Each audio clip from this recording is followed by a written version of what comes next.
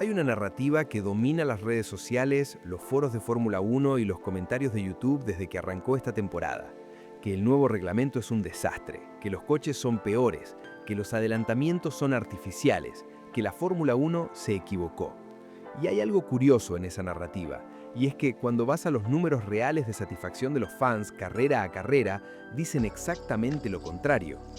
Hoy voy a explicar por qué creo que la Fórmula 1 de 2026 es mejor que la de 2025, y voy a hacerlo con argumentos concretos, que tienen que ver con aerodinámica, con la manera en que funciona el motor eléctrico y con datos que la mayoría de la gente que opina sobre este reglamento no conoce. Empecemos por la aerodinámica, que es donde el cambio más importante ocurrió y donde creo que menos crédito se le está dando al reglamento. El reglamento de efecto suelo que arrancó en 2022 fue presentado como la solución definitiva al problema del aire sucio.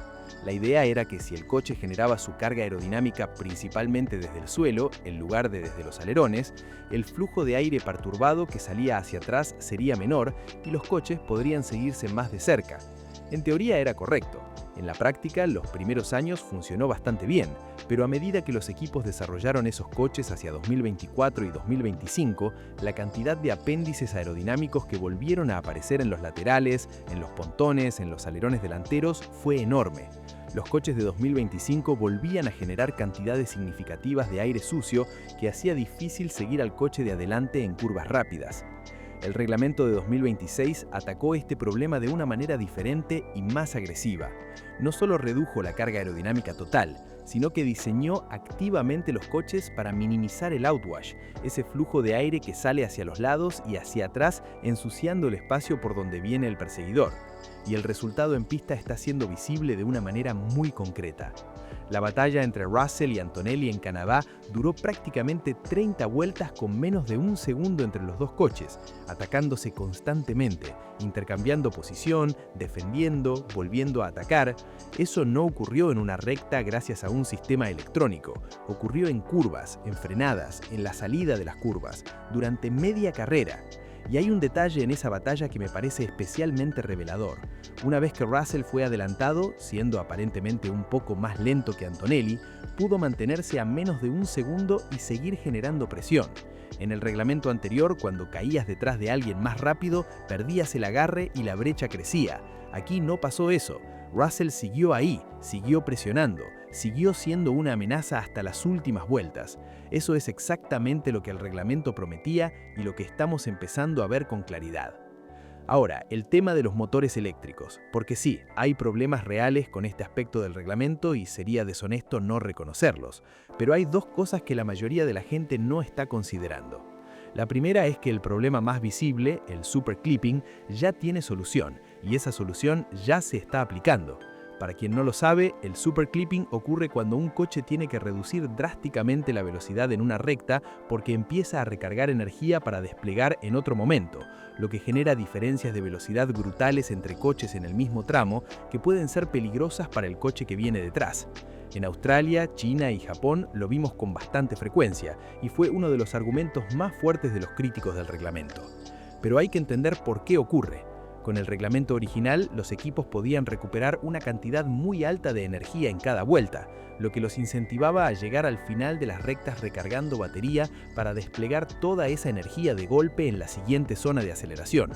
Ese comportamiento, multiplicado por 20 coches en posiciones distintas del circuito y en distintos momentos de su ciclo de batería, producía situaciones donde un coche que había desplegado toda su energía quedaba de repente a 140 km/h en una recta, mientras el que venía detrás llegaba a 200. Eso es el superclipping, y eso es peligroso. La FIA respondió bajando el límite de energía recuperable por vuelta. El efecto inmediato fue que los coches ya no necesitan llegar al final de las rectas recargando batería porque las frenadas por sí solas ya los llevan al límite permitido de carga. No hay incentivo para guardar energía hasta el final de una recta porque ya estás en el máximo de todas formas. El resultado en Miami y en Canadá fue un superclipping prácticamente inexistente, y si la FIA sigue este camino, puede ajustar ese parámetro circuito a circuito según sus características específicas. Los circuitos con muchas frenadas, como Hungaroring o Mónaco, naturalmente van a tener menos problema. Los más rápidos, con pocas frenadas, como Monza, pueden necesitar un ajuste específico. La herramienta existe, funciona y ya se está usando. La segunda cosa que no se está considerando sobre el sistema eléctrico es más interesante y tiene que ver con el modo Overtake, que es el elemento que más críticas recibe, pero que en mi opinión es mejor que lo que reemplazó.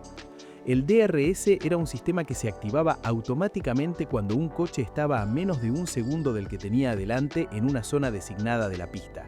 El piloto de atrás apretaba un botón, abría el alerón trasero, reducía la resistencia aerodinámica y ganaba varios kilómetros por hora en esa recta específica de la pista.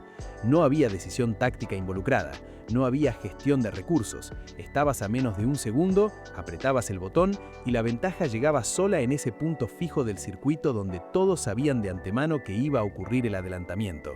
Era predecible, era automático y el mérito del piloto en ese proceso era mínimo. El modo Overtake funciona diferente. Lo que hace es aumentar la cantidad de energía que el coche puede desplegar en esa vuelta, pero eso no significa que tengas más energía disponible, significa que podés sacar más de la que tenés más rápido. Para que eso sea una ventaja real, necesitas tener energía suficiente para aprovechar ese mayor despliegue, y para tener esa energía, necesitas haber gestionado mejor tu batería durante las vueltas previas que el piloto que tenés delante. Necesitas haber recargado más en las frenadas, haber sido más eficiente en los tramos donde el consumo era menor, haber planificado con antelación el momento en que vas a atacar. Cuando vemos un adelantamiento que ocurre antes de una curva con el modo Overtake, lo que estamos viendo es que el piloto que defiende llegó a ese punto con menos energía disponible que el que ataca.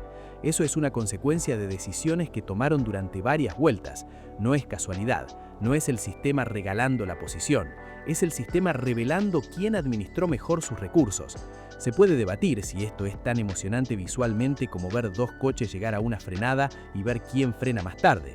Y personalmente creo que unos motores V8 simples habrían sido más espectaculares y más fáciles de entender.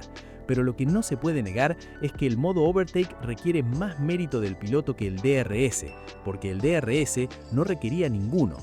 Ahora viene la parte que más me interesa mencionar porque es la que más contradice la narrativa dominante.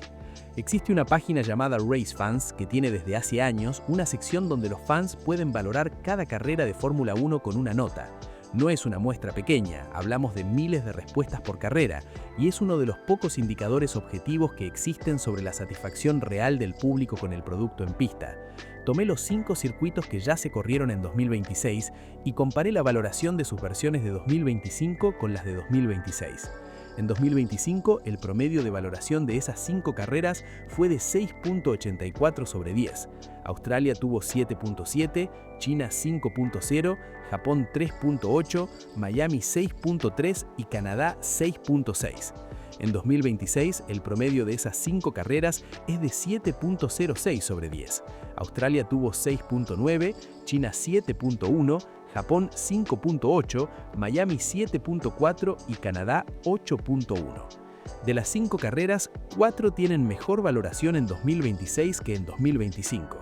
La única que baja es Australia, que fue la primera carrera del nuevo reglamento con todas las dudas e incertidumbres que eso genera. Y hay algo muy llamativo en la evolución dentro de la propia temporada de 2026. Las 3 primeras carreras, que se corrieron con el reglamento original de batería antes de los ajustes de la FIA, tuvieron valoraciones de 6.9, 7.1 y 5.8. Las 2 últimas, Miami y Canadá, que se corrieron ya con el límite de recarga reducido y el super clipping prácticamente eliminado, tuvieron 7.4 y 8.1. Canadá 2026 tiene la misma valoración que Silverstone 2025, que fue la carrera más valorada de todo el año pasado. Eso no es casualidad, es la consecuencia directa de que la FIA identificó el problema específico, lo corrigió y el resultado en pista fue inmediatamente mejor. Los mismos fans que dicen en Twitter que este reglamento es un desastre están dando notas más altas a las carreras que a las del año pasado cuando se sientan a verlas. Nada de esto significa que el reglamento sea perfecto. Hay cosas que mejorar, hay circuitos que van a necesitar ajustes específicos y hay aspectos del funcionamiento del motor eléctrico que todavía son difíciles de comunicar al espectador casual. Pero cuando comparás las peleas en pista, cuando mirás los datos de satisfacción carrera a carrera y cuando ves que los problemas más graves que tuvo el reglamento ya tienen solución y esa solución ya está funcionando, la conclusión es bastante clara. La Fórmula 1 de 2026 es mejor que la de 2025. Los números lo dicen, las peleas peleas en pista lo dicen, y lo seguirán diciendo si la FIA mantiene el camino que empezó en Miami. Contame en los comentarios si coincidís o si crees que hay algo que estoy pasando por alto. Y si querés seguir con este tipo de análisis, el último video está en pantalla ahora mismo.